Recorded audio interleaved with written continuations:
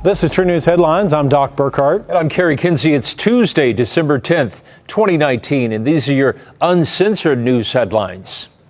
House Democrats introduced 2 articles of impeachment against President Trump. They're alleging abuse of power and obstruction of Congress regarding his interactions with Ukraine. Today, in service to our duty to the Constitution and to our country, the House Committee on the Judiciary is introducing 2 articles of impeachment charging the President of the United States, Donald J. Trump, with committing high crimes and misdemeanors. The first article is for abuse of power. It is an impeachable offense for the President to exercise the powers of his public office to obtain an improper personal benefit while ignoring or injuring the national interest. That is exactly what President Trump did when he solicited and pressured Ukraine to interfere in our 2020 presidential election. Well, the Dems say the president damaged U.S. national security with the request to investigate possible corruption involving Hunter Biden. They also claim this hurt the integrity of next year's presidential election. But that's not all he's been charged with. And when he was caught, when the House investigated and opened an impeachment inquiry, President Trump engaged in unprecedented, categorical, and indiscriminate defiance of the impeachment inquiry. This gives rise to the second article of impeachment for obstruction of Congress. Here, too, we see a familiar pattern in President Trump's misconduct. A president who declares himself above accountability, above the American people, and above Congress's power of impeachment, which is meant to protect against threats to our democratic institutions, is a president who sees himself as above the law. Not to be outdone, House Intelligence Committee Chairman Adam Schiff fully admitted this impeachment is all about impacting the 2020 election. The argument, why don't you just wait, amounts to this. Why don't you just let him cheat in one more election? Why not let him cheat just one more time? Why not let him have foreign help just one more time? That is what that argument amounts to. The president's misconduct goes to the heart of whether we can conduct a free and fair election in 2020. It is bad enough for a candidate to invite foreign interference in our political process, but it is far more corrosive for a president to do so and to abuse his power to make it so. The United States, Mexico, and Canada have reached a historic trade deal, but House Minority Leader Kevin McCarthy says Speaker Nancy Pelosi waited to announce her support for the USMCA trade agreement. He says she waited until Democrats unveiled articles of impeachment, this to provide cover for members of her caucus in swing districts that supported President Trump in 2016. She says that the timing, though, was a coincidence. Well, meanwhile, as Democrats look to weaken and forcibly remove the nation's commander-in-chief, tensions are once again building at a number of global trigger points. First one is North Korea, where a former State Department expert on weapons of mass destruction says he believes the Hermit Kingdom is likely to test launch its Hwasong-15 ICBM missile in yet another provocation aimed at the U.S. Doc, Turkey and Libya have signed an expanded maritime security and military cooperation agreement. Now, that gives Turkey the right to deploy troops there if requested by authorities in Tripoli. The country is still divided between Field Marshal Khalifa Haftar's advancing LNA forces and the UN-backed GNA in Tripoli. In the wake of Libya and Turkey's agreement that gives Ankara control over half of the eastern Mediterranean, Greece is not taking this new development sitting down. Take a look at this. A journalist with ties to that country's defense ministry has published photos of a Mirage 2000 fighter jet targeting a Turkish frigate with an Exocet anti-ship missile. Experts analyzing the photos say the missile was in training mode, but it reinforces how tense the situation has become. Well, for the latest in news and information from a Christian worldview, you can visit trunews.com for all that information. This is trunews.com.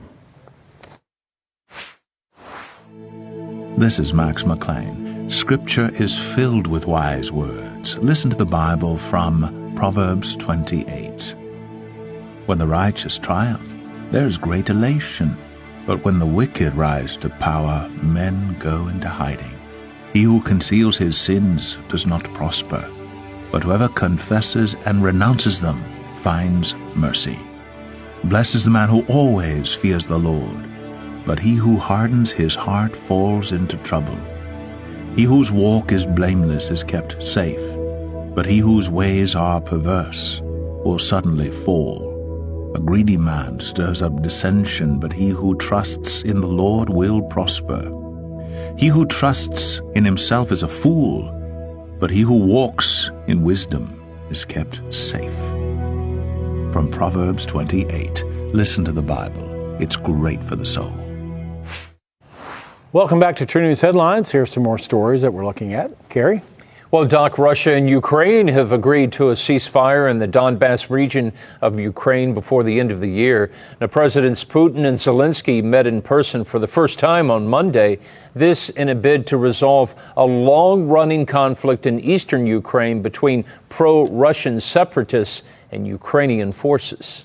The National Infrastructure Advisory Council, which is made up of industry and state and local government officials, all involved in critical infrastructure, has drafted a report to President Trump that finds cyber threats have become an existential threat to the country.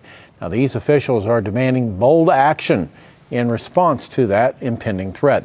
They say the country is not sufficiently organized to counter a catastrophic cyber attack on energy, communication, or even financial infrastructure. Yeah, among the report's recommendations is the creation of a critical infrastructure command center to better share classified threat information with companies at risk. Another is the creation of a federal cybersecurity commission. They'd be responsible for reducing possible catastrophic cyber compromises and attacks on critical infrastructure.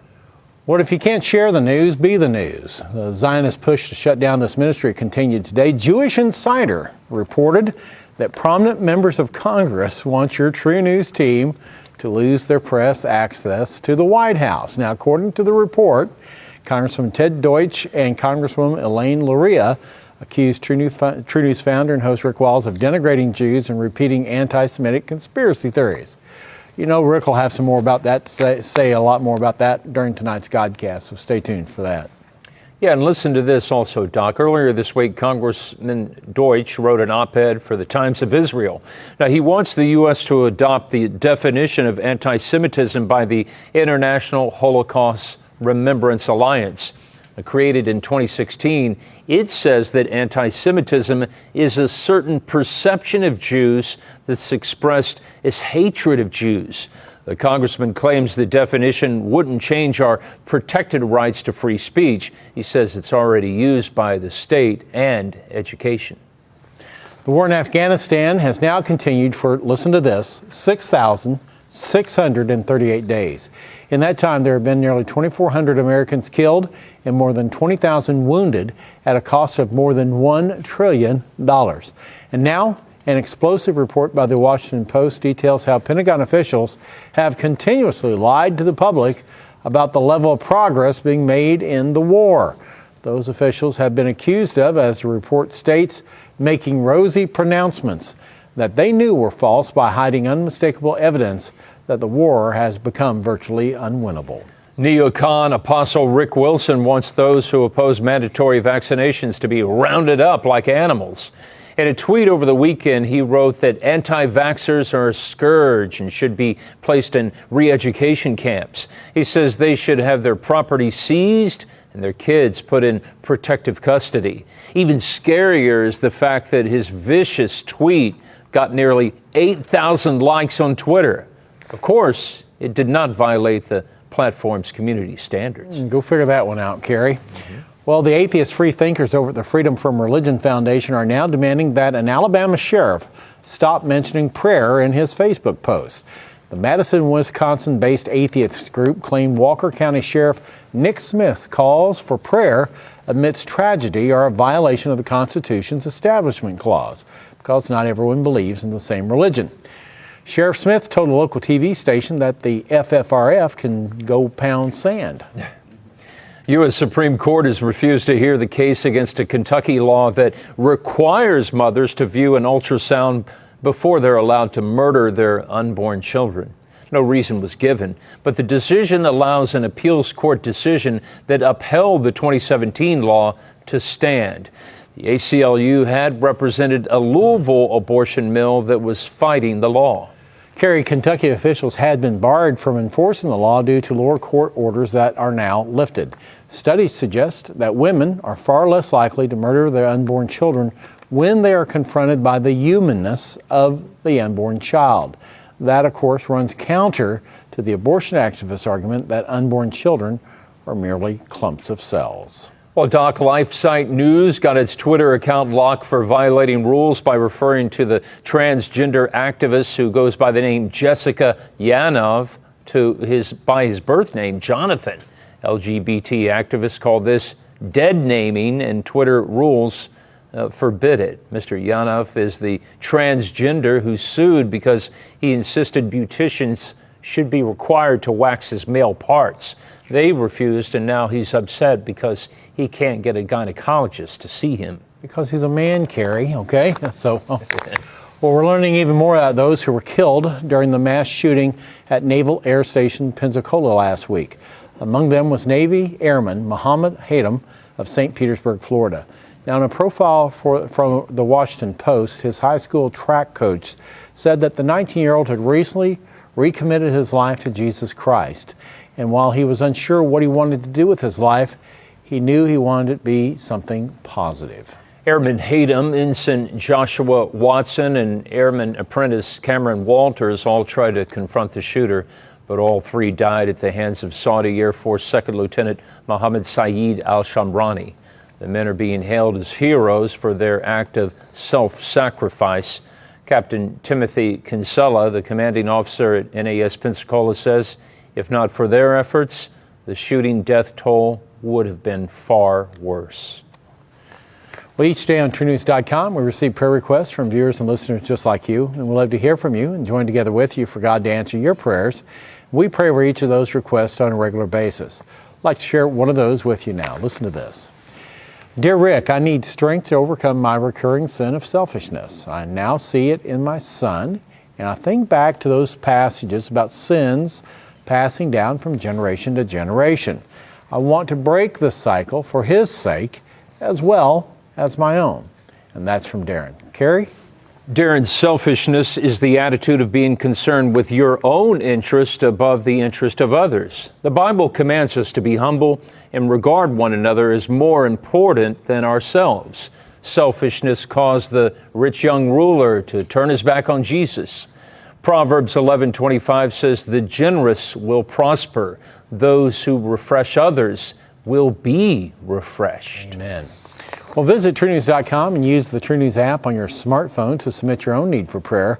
And be sure to visit truenews.com for more about our headlines. Yeah, do us a favor. Please like and share this edition of True News Headlines on your social media channels. Also, please visit truenews.com to find out how you can support our news efforts. Thanks for joining us for True News Headlines. Stay tuned for our True News Godcast coming up later this evening.